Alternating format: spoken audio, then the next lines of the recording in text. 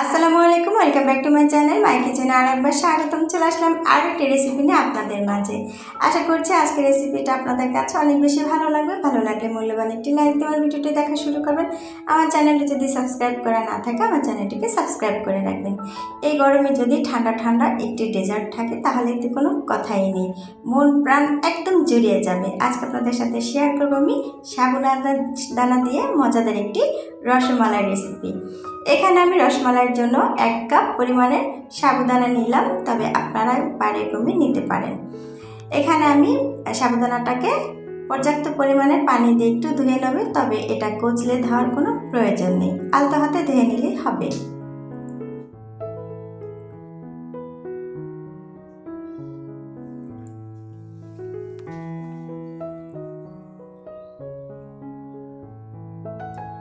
দেখেন আমি কিন্তু আলতো হাতে সাবুদানাটাকে খুব সুন্দর মতো ধুয়ে নিলাম। এবারে আমি যে পানিগুলো আছে এই পানিগুলো কিন্তু আমি ফেলে দিব।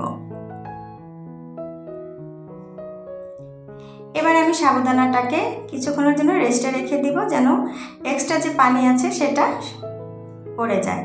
তো দেখেন সাবুদানাটা খুব সুন্দর মতো সফট হয়ে গেছে। এবার আমি একটা মিক্সিং বাটিতে নিয়ে নিচ্ছি।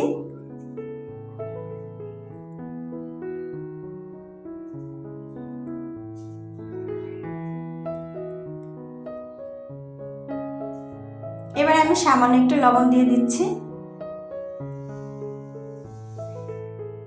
এবার দিব স্বাদ মতো চিনি, তবে চিনিটা এখানে বেশি একটা দেওয়া যাবে না, অল্প পরিমাণে দিলেই হবে।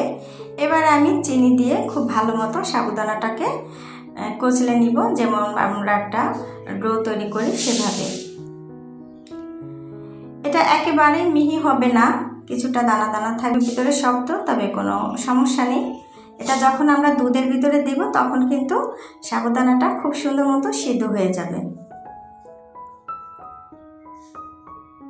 তো দেখেন একটু পাতলা হয়েছে, সমস্যা নেই, এটা রেস্টে রাখার পরে কিন্তু একদম শক্ত হয়ে যাবে। তো দেখে বুঝে নিতে পারছেন কতটা শক্ত হয়েছে। আর হাতে একটু ঘি মেখে আমি একটা বল তৈরি করে নিচ্ছি, যেভাবে রসমালাই তৈরি করি।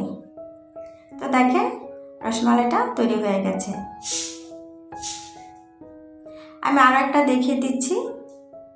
এভাবে 2 হাতে তালুতে করে কিন্তু খুব সহজে আপনারা রসমালাইটা তৈরি করে নিতে পারেন। দেখেন এভাবে করে আমি সম্পূর্ণ রসমালাইগুলো তৈরি করে নিয়েছি। আর প্লেটে আমি রেখেছি, তখন আমি একটু ঘি ব্রাশ করে নিয়েছি, এতে করে লেগে যাবে না। এবার আমি দিয়ে দিচ্ছি 1/2 লিটার লিকুইড দুধ।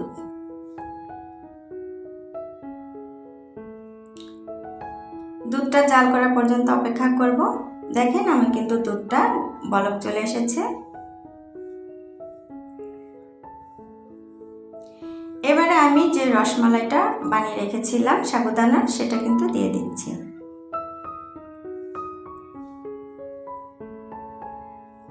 এবারে আলতো হাতে কিছুক্ষণ পর পর কিন্তু নাড়াচাড়া করে দিতে হবে, তা না হলে নিচ থেকে লেগে যেতে পারে।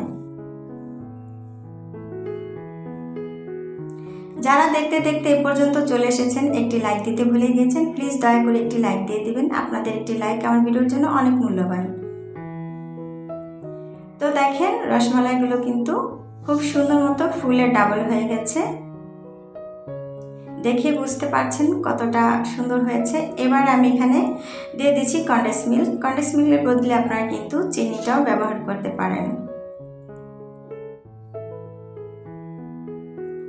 যারা এখনও সাবুদানা দিয়ে এভাবে রসমালাই তৈরি করেননি, অবশ্যই এই রেসিপিটি ফলো করে আপনারা রসমালাইটি তৈরি করে নিতে পারেন।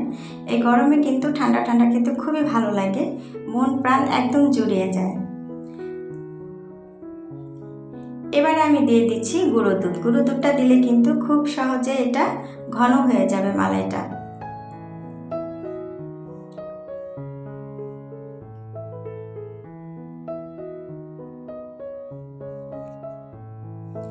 আমার নতুন বন্ধু, পুরনো বন্ধু যারা এতক্ষণ ধরে আমার ভিডিওটি দেখছেন, সবাইকে অসংখ্য ধন্যবাদ।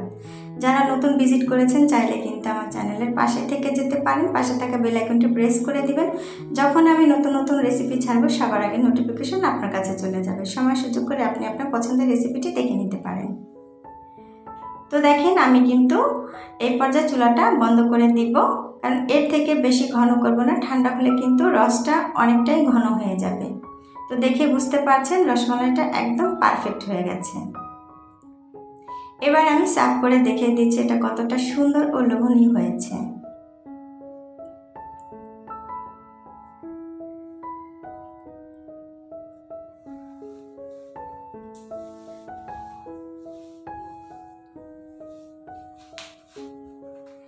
দেখেন সাবুদানার রসমালাইগুলো মাশাআল্লাহ অনেক সুন্দর হয়েছে আর খেতে কিন্তু দুর্দান্ত ছিল।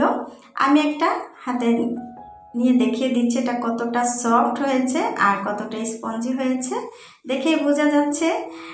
এখানে আমার বলার কিছুই নেই। তো আপনারা চাইলে কিন্তু সাবুদানা দিয়ে এই রেসিপিটি করে নিতে পারেন। অবশ্যই কমেন্ট করে জানাবেন আজকের রেসিপিটি আমার কেমন হলো। মিষ্টি একটা কমেন্টের জন্য আমাকে কিন্তু অনেক উৎসাহ করে একটা ভিডিও তৈরি করার জন্য। এখানে আমি খুব সুন্দর দেখানোর জন্য ডেকোরেশন করে নিচ্ছি পেস্তা বাদাম দিয়ে। এখানে আপনারা চাইলে কাজু বাদাম বা কাঠবাদাম দিয়েও ডেকোরেশন করতে পারেন, এতে করে কিন্তু খুবই সুস্বাদু লাগে এই রসমালাইটা। তো কেমন হলো আজকে আমার সাবুদানার রসমালাই? অবশ্যই লাইক কমেন্ট শেয়ার করে দিবেন, কমেন্টের মাধ্যমে জানাবেন আমার রেসিপিটি আপনাদের কাছে কেমন লেগেছে। দেশ বিদেশ যেখান থেকে আমার ভিডিওটি দেখছেন সবাইকে অসংখ্য ধন্যবাদ। আজকে এই পর্যন্ত, আল্লাহ হাফেজ, আসসালামু আলাইকুম।